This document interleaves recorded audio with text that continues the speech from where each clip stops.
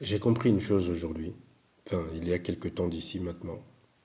Je me suis rendu compte que la rétention séminale, c'est pas juste un mode c'est pas quelque chose de populaire, c'est pas juste la popularité qui le rend aussi incroyable. Et c'est le fait que la rétention séminale, ça t'apporte une stabilité émotionnelle, une stabilité financière. En fait, tout est standard, ça te pousse dans tes retranchements, ça te change le monde, ta perception du monde est changée juste parce que tu rentres dans ce mode de vie. Moi, j'ai du mal à faire les choses à moitié. C'est-à-dire que je ne peux pas me dire que j'ai découvert ce chemin et ne plus et le faire de temps en temps. Parce que pour les gens qui sont en rétention séminale, pour les gens qui connaissent, mais ces personnes-là ne peuvent pas, après avoir connu cette force, cette énergie, cette vigueur, cette envie de manger le monde, mon frère. Quand tu découvres ça, en tant qu'homme ou en tant que femme, quand tu découvres ça, mais tu peux pas te dire que tu vas repartir de là d'où tu viens. T'as plus aucune envie d'y aller. Parce que là, tu te sentais faible, tu te sentais comme une merde. Maintenant, ça va mieux. Maintenant, ça commence à aller.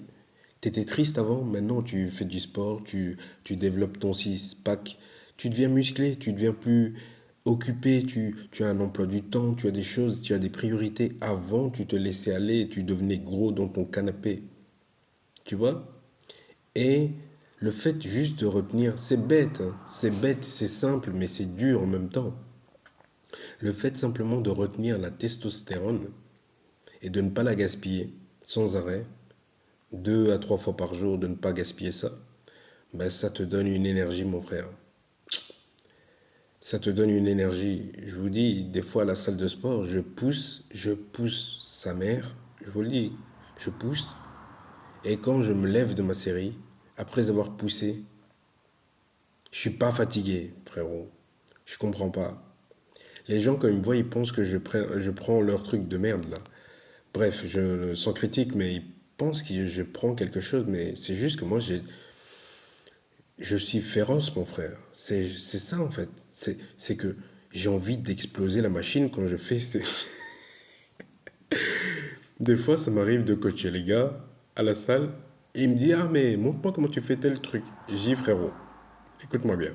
Écoute-moi attentivement. Quand tu vas aller...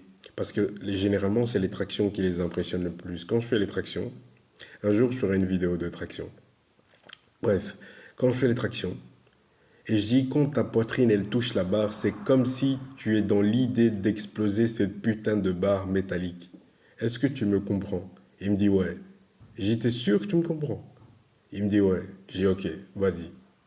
Tu vois, l'idée, c'est que t'as tellement envie, t'es tellement explosif, mon frère. Et la subtilité là-dedans, c'est que t'es explosif, certes, mais c'est pas une raison pour exploser émotionnellement. La rétention séminale, ça t'apporte une stabilité. Ça veut dire que tu as la capacité d'être dangereux. Et quand tu as cette capacité d'être dangereux, tu es dangereux. Tu comprends ce que je veux dire? C'est-à-dire que j'ai l'énergie de te faire du mal, mais je fais le choix de passer mon chemin. Je fais le choix de ne pas réagir. Je fais le choix de ne pas réagir, mais agir. Tu vois ce que je veux dire? Je ne réagis pas à ce que tu dis ni à ce que tu fais, mais j'agis pour que moi, je me développe, pour que j'agisse en fonction de mes besoins. Pas en fonction des actions que tu fais contre, pour ou avec, peu importe ce que tu fais. Ça ne peut pas influencer. Bien que j'ai ce niveau d'énergie, mais tes actions ne peuvent pas venir me secouer. Dans les débuts, c'est difficile, mais au fur et à mesure, tu trouveras que c'est plus facile. Tu vois? Et après, le niveau augmente, bien sûr. Allez, je vous dis à demain, les amis. Merci beaucoup. Ciao. Force à vous, en tout cas.